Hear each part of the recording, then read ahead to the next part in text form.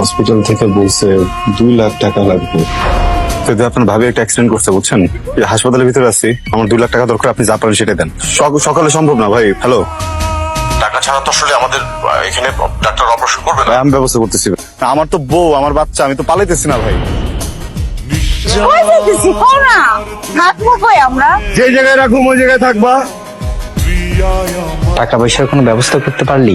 না, হয়ে যাবে। আল্লাহ কি সুন্দর!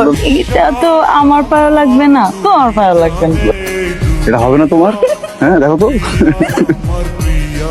আমার হাতে কিছু টাকা ছিল বুঝছিস, খরচ হয়ে এই মাসের বাসা ভাড়া, বাচ্চাদের পড়াশোনা, দোকানের কেমনি কিভাবে কি যে চলবে। কেন এটা রাখো তোমার কাছে। কি এটা?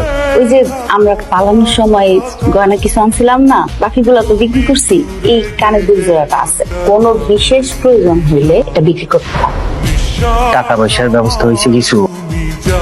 2 লাখ? বস, আমি সারা জীবন কৃতজ্ঞতা কোন বস? তোমার কৃতজ্ঞতা দিয়ে আমি কি করবো? আমি অফিসে যা যত কাজ লাগে, আপনার বাসার কাজ, সব কাজ আমি সারা জীবন কাজ করবো। আমার বেতন দিতে হবে না, আপনি একটু ম্যানেজ করে দেখেন না। আচ্ছা, তুমি যে টাকা স্যালারি পাও, তোমার যদি ফুল স্যালারিও কাটি, তাও তো 2 বছর লাগবে তোমার টাকা শোধ দিতে।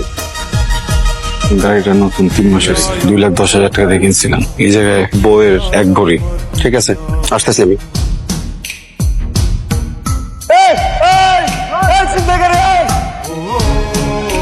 কনগ্রাচুলেশন বে, বাবা হইছিস। আমার যে কি আনন্দ লাগতেছে আমি বলে বোঝাইতে পারবো না।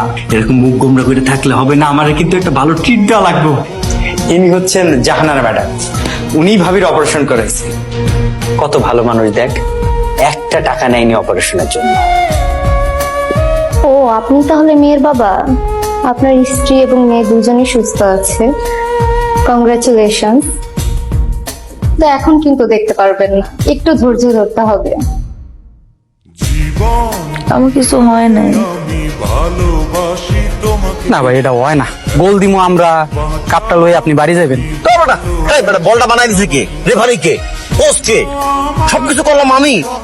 যদি তোমায় না পাই